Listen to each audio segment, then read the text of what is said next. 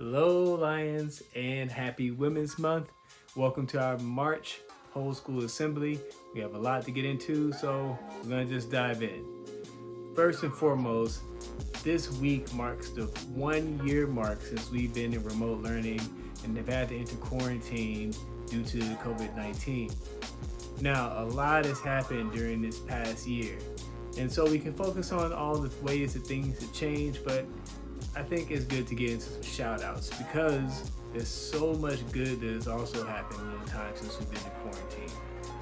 First and foremost, shout out to you, the students, because you've shown the true meaning of perseverance. You were thrown into a brand new model of school and you all are thriving. You're continuing to show up for class, you're turning in assignments, you're making sure that you're checking in with teachers, you're doing the things to keep yourself moving forward at a time when it could have been very easy not to do that. And so as we open up again, as we begin to move into this post-COVID world, you all are going to be ready thanks to how well you've worked and how hard you've thrown yourself into this moment. I also like to shout out all of your teachers and counselors and office staff and everybody who's poured a ton of their heart and soul into making sure that school continued for you and that you had what you needed to continue growing. Now, there's still a long road ahead, and I want you to still make sure you're wearing your mask and being safe because, let's be honest, we're not out of this just yet. So, in the meantime, keep doing what you're doing. We trust you. We know that you're doing everything you can to see yourself succeed. So shout out to you, shout out to your teachers, shout out to your parents and everybody that are working together to make sure that this time is as best as it can be for you.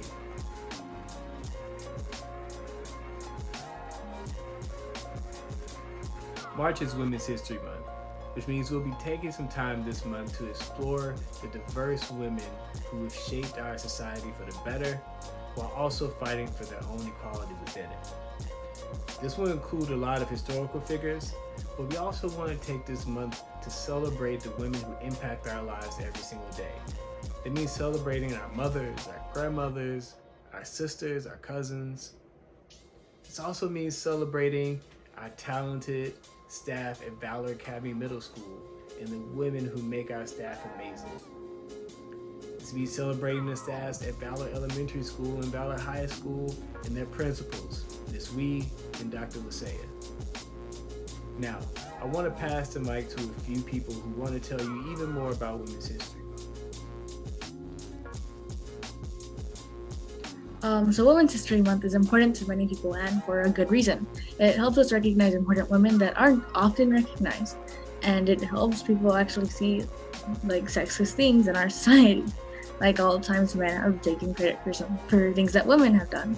For example, Rosalind Franklin with the double helix. Most people who know about the double helix might think that James D. Watson and Francis H. Crick are the ones who uncovered the double helix formation, and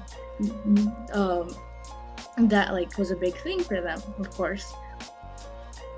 But what actually happened was that Rosalind was studying about it at a college in London, where she uncovered an image that showed it, although a colleague, without permission, gave it to the two men. And so, of course, they didn't credit her when they published the information. And as the story goes, they were given a Nobel Prize 4 years after her death. That way they didn't get in trouble. And I could go on with examples, like the first thing comes up if you Google it. There's top 9 times that's happened. But there are other issues. Like for how every dollar a man makes, a woman makes only 80 cents. That doesn't seem like a big difference, but it does add up. Like if a man made $70,000, for example, a woman would only make $56,000 in comparison, which is $14,000 less. And that's for a white woman. So when you add things like being part of the LGBT community or being a person of color, it gets even worse. So that's why it's important we celebrate Women's History Month, to recognize women and the issues they face. I admire Rosa Parks for Women's History Month because when she was discriminated against, she knew what to do and how to do it respectfully. Her protest worked because she ended up inspiring a lot of people, including me. Admire Marie Curie. She was born in 1867 and died in 1934. She was the first woman to win a Nobel Prize for discovering a new element, radium and polonium. And being a woman in those times was hard because women were not given the same opportunities as male scientists. However, she was a chemist and a physicist who became famous over her discoveries. The person that I chose for Women's History Month is Dolores Huerta, because to me she is a righteous leader. Many people think about Cesar Chavez when they think about the United Farm Workers Association, but also Dolores Huerta was a big part of that. She led many strikes that would change this world for the better. And even though she is not as popular as many activists, she still has changed this world. So as you can see, she has done great things, but this didn't start from a privileged home. She started from blood, sweat, and tears, and even though she was faced with so much discrimination, that didn't stop her, for she became an activist and has helped many people. And I would like to pull a sentence from the honor code. We strive to do what is right because it's the right thing to do. And I think Dolores Huerta shows that because she did what was right because it was right and not because for popularity. To me, she is an unsung hero, a righteous one to be exact. When I think of women's history, I think of Malala Yousafzai. I think of her because she was really brave for what happened to her, getting shot and surviving, and from there I think that's where she learned that her determination was to help women and get them education. So what valor commitment does that remind you of? that reminds me of leaving no community member behind, because as a woman and not having that many rights, she was able to make her voice be heard and get good education for women. Hey, good morning, everybody. We're here with Isabella. She is going to share today, in honor of Women's History Month, a woman that she looks up to. So go ahead, take the mic, Isabella. Someone I really look up to is my mom, because she's someone I honestly consider a really strong woman, due to like things like in her childhood that she has passed and like moments like these, and like honestly it's something I really admire because like she doesn't really like express those emotions to me or like my sister, but like I can really see them, and like she is really good at like staying strong, and like she transfers that to me, and which makes me a strong woman, and like I really want to be like her like when I grow up, because like it's something I really admire. I love that, Isabella. Thank you for sharing. As a mom, that brings tears to my eyes. And thank you so much. All right, guys. Hope you guys have a great day and happy Women's History Month. Hey, we're coming at you live with Dre from UCLA. He's going to tell us today a woman that inspires him in honor of Women's History Month. Go ahead, Dre. The woman that inspires me is definitely my grandma. What's inspiring about your grandma? Tell us.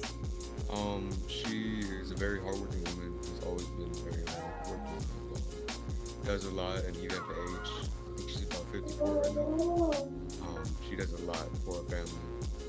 She took care of many kids. Great woman, great grandmother, and yeah. I love that. Thank you so much, Dre, for being with us today. Again, happy Women's History Month. We hope you guys have a great day. Hi everyone, it's Mrs. Trey Greenberg here, and it's time to feature our Teacher and Staff Spotlight. This month we have the wonderful Mrs. Garcia, Counselor Extraordinaire. So let's hear her share her day in the life and her connections to the Valor commitments. Hello, Valor Alliance.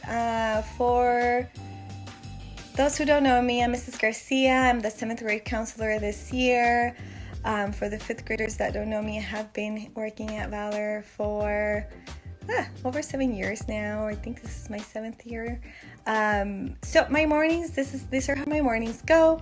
Get up, get ready, my restroom right there, and then my desk is in the same room, this corner.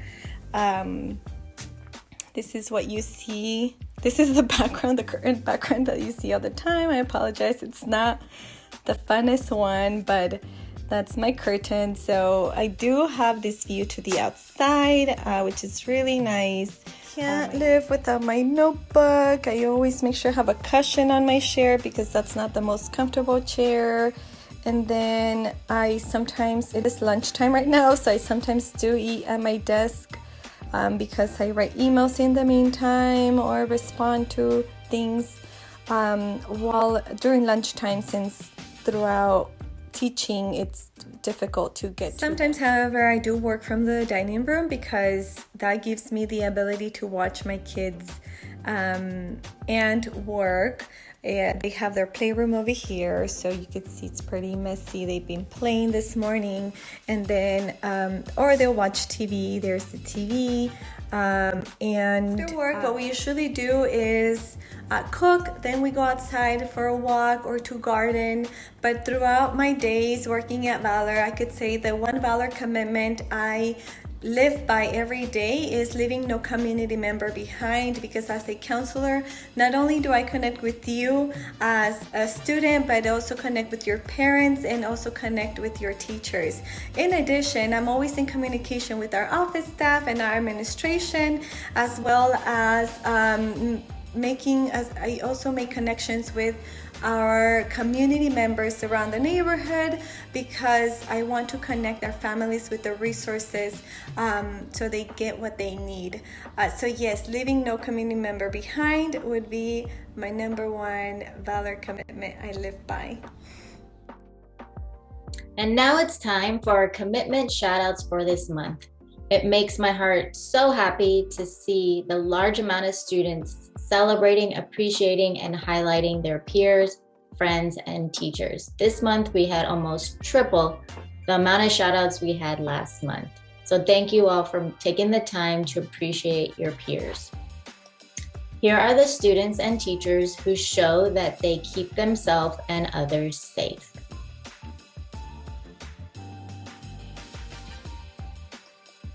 Continuing to shout out students and teachers and family members for leaving no community member behind. This was the commitment that we had the most shout outs for.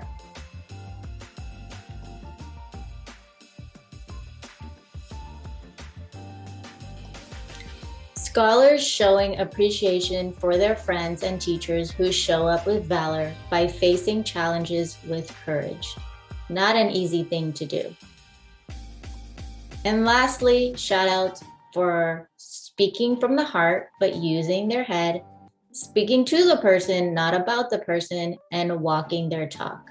Remember these values as we all work hard to continue to be kind to one another and to help each other and trust each other. Have a great day, Valor Lions. Here are two of our amazing parents here to share how the commitments are impacting their lives. Hello, Mr. Perry, teachers, Valor Lions, and parents.